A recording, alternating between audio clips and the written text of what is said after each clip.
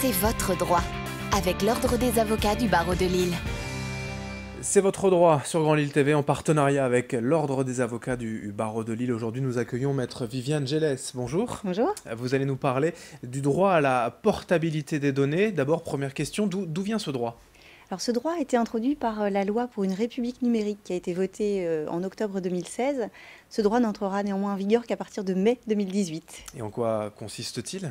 Alors il s'agira de la possibilité de récupérer ces données lorsque l'on change de prestataire de services sur Internet. Les services dont on parle seraient par exemple des services de messagerie électronique ou de réseaux sociaux. Les données qui pourront être récupérées devront l'être dans un format ouvert, librement réutilisable et exploitable par le consommateur.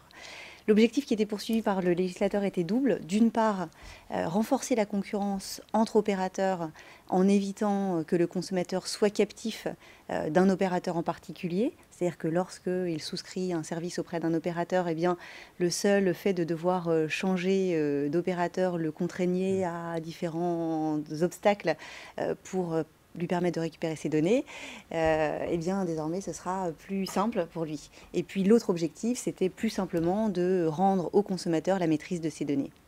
Quelles sont justement les données, lesquelles sont concernées par ce droit ? Alors, il s'agira de tous les fichiers qui sont mis en ligne par une personne, mais également toutes les données auxquelles la personne aura accès en ligne et qui sont consultables par cette personne. De manière plus concrète, ça pourrait être des playlists qui auraient été élaborées sur des sites de musique, d'écoute de musique en ligne, tels que Deezer ou Qobuz. Ça pourrait être également toutes les photographies ou listes de contacts construites par un consommateur sur un réseau social. Ça pourrait être tous les messages électroniques envoyés et reçus depuis une adresse de messagerie électronique et de manière plus générale, tous les fichiers, tous les contenus qui sont stockés dans ce qu'on appelle le cloud, l'informatique en nuage. Ce droit à la portabilité est offert à tous, sans restriction ?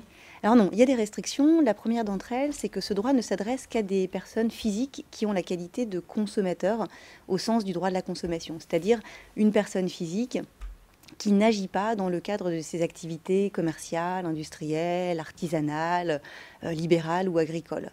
Deuxième restriction, c'est que dans certains cas, ce droit pourra être exclu, notamment lorsque les données dont on parle, qui sont l'objet de la portabilité, font l'objet, d'après ce que nous dit la loi République numérique, d'un enrichissement significatif. Alors, un exemple pour illustrer cette notion qui n'est pas forcément comprise comme ça de manière spontanée, ça pourrait être les photographies qui sont traitées dans le cadre d'un logiciel de retouche de photos tel que Photoshop, pour n'en citer qu'un.